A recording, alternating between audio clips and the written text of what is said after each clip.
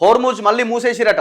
తెరిచిన కొన్ని గంటల్లోనే మూసేసిన ఇరాన్ అన్ని వాహన నౌకలకి ఎలాంటి ఇబ్బంది లేదు, మేము ఓపెన్ చేసినాం అని చాలా క్లియర్గా చెప్పింది. మళ్ళీ మూసేసిరు. కారణం ఏంటి అంటే ఇరాన్ పోర్టుల పైన అమెరికా దిగ్బంధంతో మళ్ళీ మొదటికి వచ్చిన పరిస్థితి. ఇప్పుడు వీళ్ళు తెరిచినవని చెప్పంగానే ట్రంప్ ఏం చేసిండు, ఓ ట్వీట్ చేసిండు ఆయన సోషల్ మీడియాలో. ఏమని, ఒకవేళ తెరిచినా కూడా ఇరాన్ పైన ఆ పోర్టుల మీద మా దిగ్బంధం కొనసాగుతుంది అని చెప్పిండు. నువ్వు మళ్ళీ ఇదేంద్రా ఆయన అని చెప్పి మళ్ళీ మూసేసిరు. భారత ట్యాంకర్లపై ఇరాన్ బలగాలు కాల్పులు జరిపినాయట. ఆ దేశ రాయబారిని పిలిచి భారత్ నిరసన. హోర్మూజ్ నుంచి భారత్ గ్రీస్ నౌకలు వెనక్కి. హోర్మూజ్ జలసంధిని ఇరాన్ మళ్లీ మూసేసింది.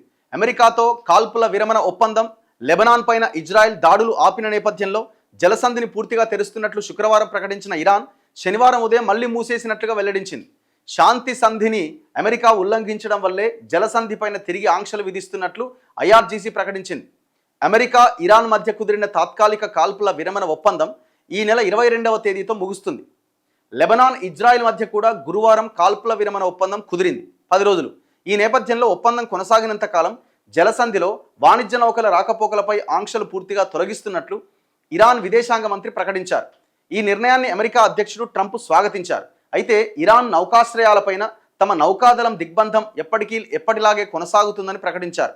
ఈ ప్రకటన ఇరాన్కు కోపం తెప్పించింది. దీంతో శనివారం ఉదయమే మళ్ళీ జలసంధిని మూసేసిరు. వాడు ఊరుకోక మళ్ళీ స్టార్ట్ చేసిండు, మళ్ళీ మూసేసిరు. జలసంధిని మూసేసిన క్రమంలో ఆ మార్గంలో ప్రయాణిస్తున్న నౌకలపై ఐఆర్జీసీ దాడులు చేసింది. భారతీయ పతాకం ఉన్న 14 నౌకలకు శనివారం హోర్ముజ్ను దాటడానికి ప్రయత్నం చేసినాయట నౌకలు.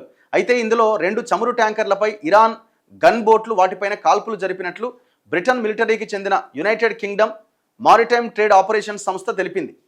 అయితే ఈ కాల్పుల్లో నౌకలకు కానీ వాటిలోని సిబ్బందికి కానీ ఎలాంటి నష్టం వాటిల్లలేదు. కాల్పుల తర్వాత నౌకలు ఒమన్ తీరం వైపుగా తిరిగిపోయినాయట. ఈ ఘటనపై భారత ప్రభుత్వం ఆగ్రహం వ్యక్తం చేసింది. భారత్లోని ఇరాన్ రాయబారికి తమ నిరసన తెలియజేసింది. జలసంధిని మళ్లీ మూసేసిన నేపథ్యంలో పశ్చిమాసియాలో శాశ్వత శాంతిపై నీలి నీడలు కమ్ముకున్నాయి. అయితే చర్చలకు మధ్యవర్తిత్వం వహిస్తున్న పాకిస్తాన్ మాత్రం ఆశాభావంతో ఉంది. 2వ దఫా చర్చలకు అమెరికా, ఇరాన్ ఇప్పటికీ సుముఖంగానే ఉన్నాయని పాకిస్తాన్ విదేశాంగ మంత్రి ఇషాక్ దార్ శనివారం చెప్పిండు. ఇరాన్ నుంచి 20 లక్షల బ్యారెళ్ల ముడి చమురుతో డోర్నా సూపర్ ట్యాంకర్ భారత్కు వస్తోందని హైదరాబాద్లోని ఇరాన్ కాన్సులేట్ ట్వీట్ చేసింది. సో ఇట్లా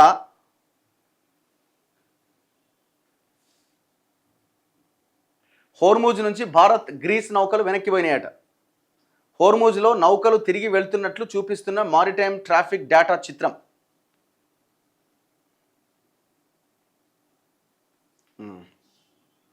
మళ్ళీ ఏమవుతుందో చూడాలి ఇక.